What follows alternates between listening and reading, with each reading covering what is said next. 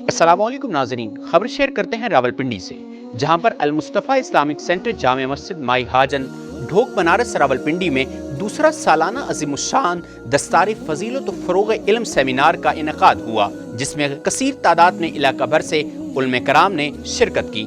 तफसीलात के मुताबिक मकामी जामे मस्जिद माई हाजन में एक रूहानी और ईमान अफरोज़ महफ़िल ज़िक्र इलाही और दुरूद सलाम का इनेकाद किया गया, जिसमें इलाका भर से मुअज़्ज़िज़ उलमा कराम, हुफ़्फ़ाज़, कुर्रा और अहले इलाका की बड़ी तादाद ने शिरकत की।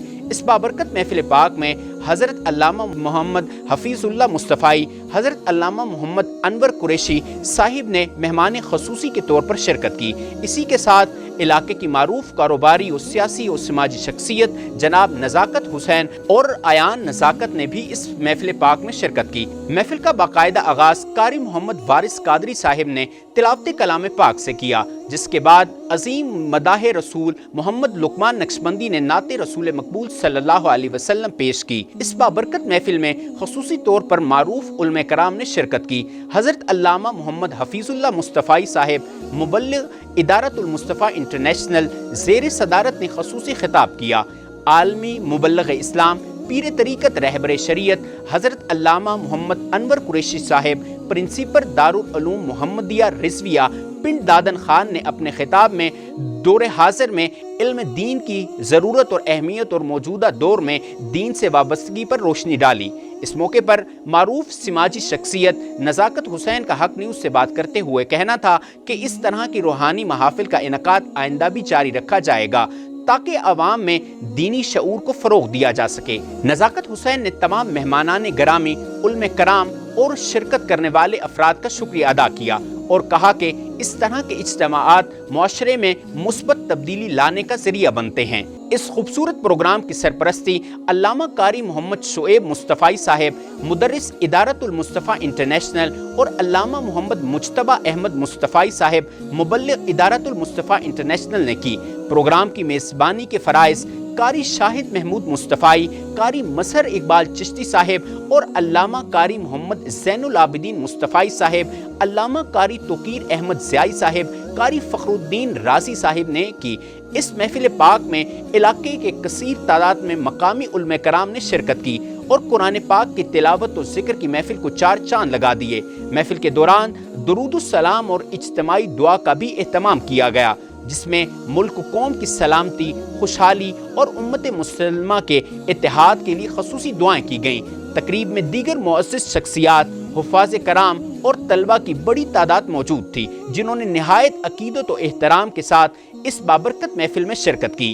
नाज़रीन करम, इस वक्त मैं मौजूद हूँ जामिया मस्जिद माई हाजन में रावलपिंडी के अंदर। आज यहाँ एक खूबसूरत तकरीब का इनेकाद किया गया था, जिसका उन्वान था फ़रोग़ इल्म सेमिनार के हवाले से इंशाअल्लाह आज हम गुफ्तगू करेंगे। हमारे साथ एक सीनियर तरीन जो मजहबी स्कॉलर हैं जनाब हज़रत अल्लामा मौलाना मोहम्मद ज़ैनुल आबिदीन साहब मौजूद हैं। सर अस्सलाम वालेकुम। वालेकुम सलाम। Thank you so much sir, आपने आज अपना कीमती वक्त मरहमत फरमाया। सर आज जो है वो फ़रोग़ इल्म के हवाले से जो ये खूबसूरत तकरीब का इनेकाद किया गया है, उस हवाले से बताइएगा और ये भी बताइएगा कुरान और साहिब कुरान की कैसे मोहब्बत जो है वो लोगों के दिलों में रासिख़ की जाए। बिस्मिल्लाहिर्रहमानिर्रहीम। देखें, सबसे पहले बुनियादी तौर पर बात यह है कि ये जो कुरान है ये इस्लाम की सबसे पहली सीढ़ी होगी और हुज़ूर अलैहिस्सलातु वस्सलाम ने हमें सुफ़ा के चबूतरे पर सहाबा किराम को तालीम देकर ये चीज़ें हमें बताईं कि दीन की तालीम के अंदर बुनियादी अहमियत किस चीज़ की है। अब सबसे पहले हम कुरान को देखते हैं और कुरान का और साहिब कुरान का ताल्लुक़ ऐसा है कि सबसे पहले हुज़ूर अलैहिस्सलातु वस्सलाम ने जो बातें हमें इरशाद फरमाई वो कुरान की सूरत में इरशाद फरमाई या हदीस की सूरत में इरशाद फरमाई। जैसा कि आज की गुफ्तगू भी इसी उन्वान के ऊपर हुई कि हुज़ूर अलैहिस्सलातु वस्सलाम ने इरशाद फरमाया तलबुल इल्मी फ़रीदतुन अला कुल्लि मुस्लिमिन व मुस्लिमतुन, हर मर्द व औरत के ऊपर दीन की तालीम का, इल्म की तलब का हासिल करना हर मुसलमान मर्द औरत के ऊपर फ़र्ज़ है। अब ये जो ताल्लुक़ मज़बूत होगा یہ ہمارا کیسے مضبوط ہوگا کہ سب سے پہلے ہم مدارس دینیہ کو پروموٹ کریں گے.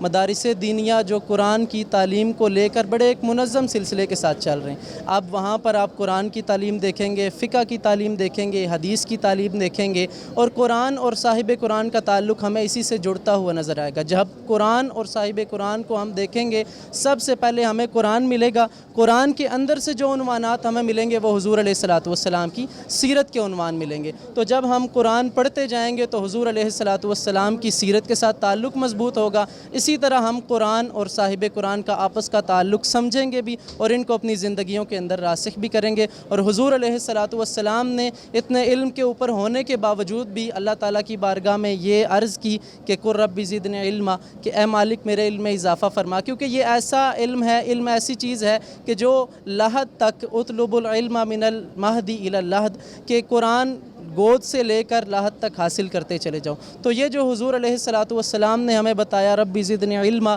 کہ اللہ تعالیٰ سے دعا کرتے رہیں علم میں اضافے کی, تو یہ کبھی بھی ختم نہیں ہوگا جب تک ہم قرآن سیکھتے رہیں گے, سکھاتے رہیں گے, تمام معاملات میں برتر ہوتے رہیں گے اور حضور علیہ الصلوۃ والسلام کی اسی حدیث کے مصداق بنتے جائیں گے. ہمیں قرآن بھی سمجھ آئے گا, صاحب قرآن بھی سمجھ آئے گا, اور ہمارا تعلق بھی اس سے مضبوط تر ہو جائے گا. ماشاءاللہ. ناظرین کرام, دیکھا کہ بہت خوبصورت علامہ صاحب نے گفتگو کی ہے. میں ان سے پوچھنا چاہوں گا, علامہ صاحب بتائیے گا کہ ہم دیکھتے ہیں آج اس ادارے میں ہم آئے ہیں, یہ اس کے جو سرپرست اعلیٰ ہیں اور بالخصوص جو اس پورے نیٹ ورک کو پوری دنیا کے اندر جو ہے ہم درس قرآن کے حوالے سے بات کریں, اور اگر یہ بات کریں کہ کس طرح نوجوان نسل کو جو ہے وہ آج بے راروی کا شکار ہوتی جا رہی ہے, اس کو دین کی طرف راغب کرنے میں اس ادارے کا کتنا کنٹریبیوشن ہے, اور اس کے بانیان جو ہیں اور بالخصوص ثاقب رضا مصطفی صاحب ان کے ادارے کی کیا کنٹریبیوشن ہے, اس حوالے سے تھوڑا بتائیے.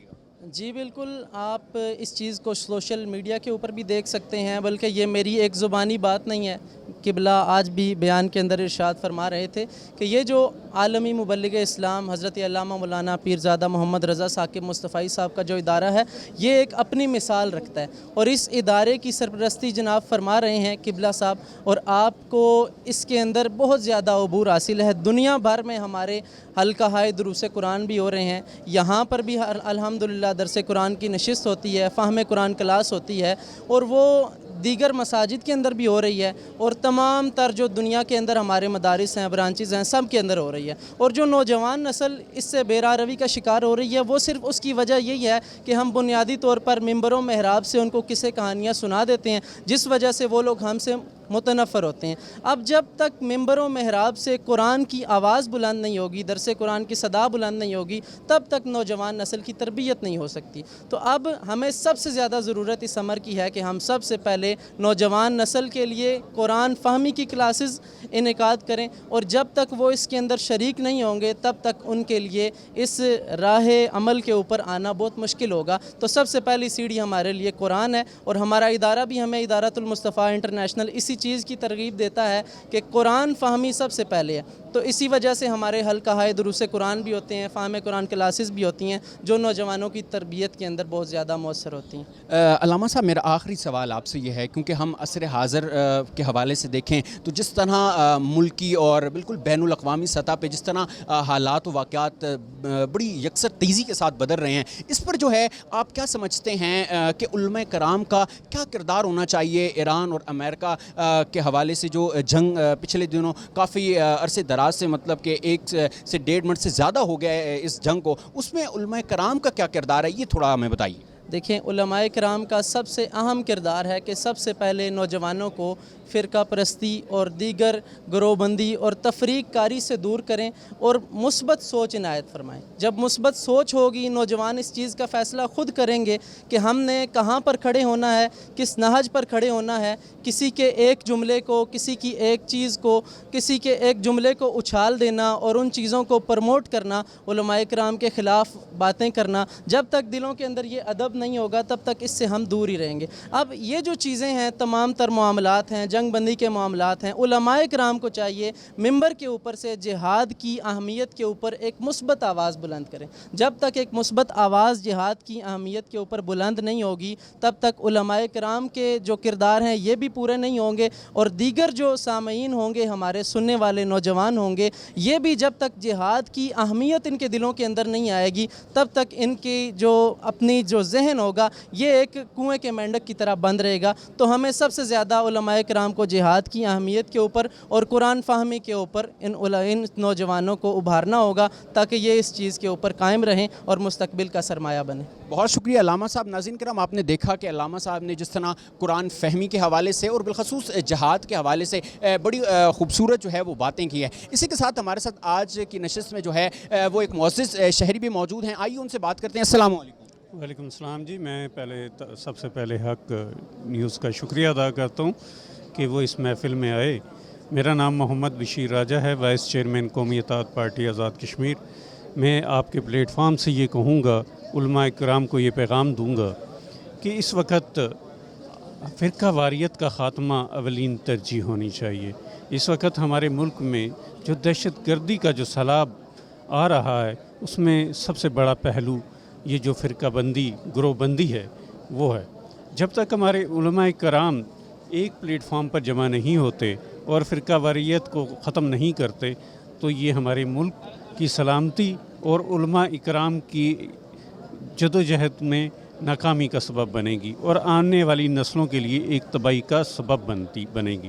اور اس کے علاوہ آپ نے ایک سوال کیا تھا کہ موجودہ ادوار میں جو جنگ ایران اور عراق کی جنگ ہوئی اس میں ہم نے دیکھا کہ اس میں وہی علماء کرام جو اس سے پہلے فلسطین کے نام پہ اور اکٹھے تھے, احتجاج کرتے تھے, اس جنگ میں ہم نے علماء کو سویا ہوا دیکھا.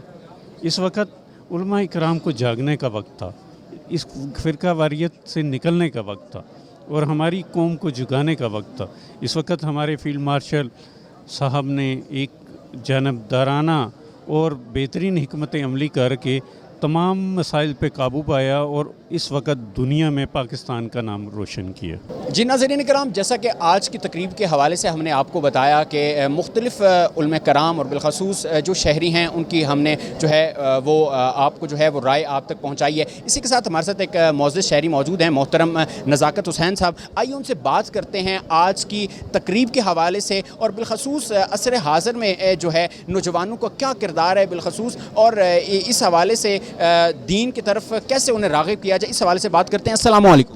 وعلیکم السلام. میرا نام نزاکت حسین ہے. میں یہاں بہت زبردست انہوں نے پروگرام کروایا ہے, اس پر میں قاری شاہد صاحب کو اور قاری شعیب مصطفی صاحب کو مبارکباد پیش کرتا ہوں. اور ہمارے محلے میں یقین کریں گی بہت لوگ بھٹکے ہوئے تھے, یہ مدرسہ قائم ہوا ہے تو بہت سے لوگوں نے انہیں جوڑا. اور یہ اس سال رمضان المبارک میں کم سے کم 200 سے زائد مساجدوں میں ہمارے امام گئے ہیں جنہوں نے تراویحیں پڑھائی اور سنی. یہ ہمارے لیے بہت خوشائندہ بات ہے اور انشاءاللہ کوشش ہے کہ آنے والے سال میں مزید اس میں بہتری آئے. تو بہت شکریہ. کعبے کی رونق, کعبے کا منظر, کعبے کی رونق, کعبے کا منظر. اللہ اکبر, اللہ اکبر. دیکھوں تو دیکھیں جاؤں برابر, دیکھوں تو دیکھیں جاؤں برابر. اللہ اکبر, اللہ اکبر. حیرت سے خود کو کبھی دیکھتا ہوں اور دیکھتا ہوں کبھی میں حرم کو, اور دیکھتا ہوں کبھی میں حرم کو. لایا کہاں مجھ کو میرا مقدر, لایا کہاں مجھ کو میرا مقدر. اللہ اکبر, اللہ اکبر. ہم بے خدا سے تر ہیں زبانیں,